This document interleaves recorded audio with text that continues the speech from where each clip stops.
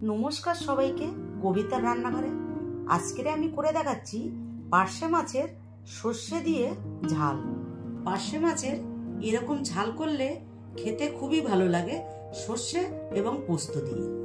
চলুন তাহলে দেখে নিন রেসিপিটি। প্রথমে আমি এখানে 500 গ্রাম পার্শে মাছ নিয়েছি।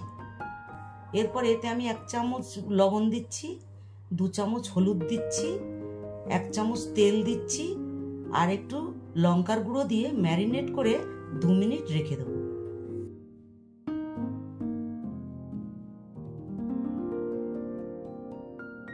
দু মিনিট আমার হয়ে গেছে। এরপর আমি একটা সাইডে তেল বসিয়েছি। এবার মাছগুলো আমি একটা একটা করে দিয়ে দিচ্ছি। মাছগুলো আমি দুটো পিঠই কড়া করে ভেজে নেব। মাছগুলি আমার ভাজা হয়ে গেছে। এরপর আমি মাছগুলি তুলে নিচ্ছি। এইভাবে আমি সব মাছগুলোই ভেজে নেব।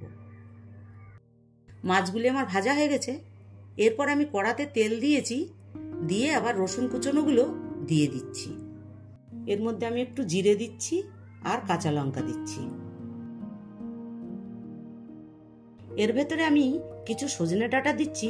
ডাঁটাগুলো খুব কচি এবং দিলে খেতে খুব ভালো লাগে। এরপর আমি সামান্য লবণ দিয়ে নেড়ে চেড়ে ভেজে নেব।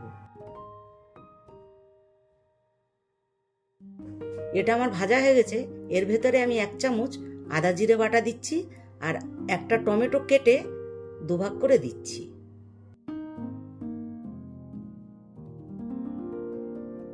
এরপর আমি এর ভেতরে 1 চামচ হলুদ গুঁড়ো দিচ্ছি, 1 চামচ লঙ্কার গুঁড়ো দিচ্ছি, দিয়ে ভালো করে মিশিয়ে জল দিয়ে দেবো। এরপর আমার এটা মিডিয়াম ফ্লেমে 5 মিনিটের মতন হবে। আমি এবার চাপা দিয়ে দিচ্ছি। 5 মিনিট আমার হয়ে গেছে, ঝোলটি আমার ফুটে গেছে। এরপর আমি এতে একটা একটা করে মাছ দিয়ে দিচ্ছি।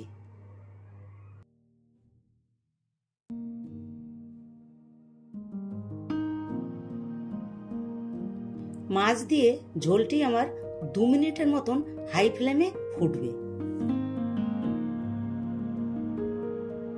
2 মিনিট আমার হয়ে গেছে। এরপর আমি এর ভেতরে সর্ষে পোস্ত বাটাটা দিয়ে দিচ্ছি। এইখানে আমি 1 চামচ সাদা সর্ষে, 1 চামচ কালো সর্ষে নিয়েছি আর আমি 1 চামচ পোস্ত আর কাঁচা লঙ্কা আর একটু সর্ষের তেল দিয়ে ভালো করে বেটে নিয়েছি। এরপর আমি এটা ভালো করে নেড়ে চেড়ে একটু ধনেপাতা দিয়ে নামিয়ে দেব।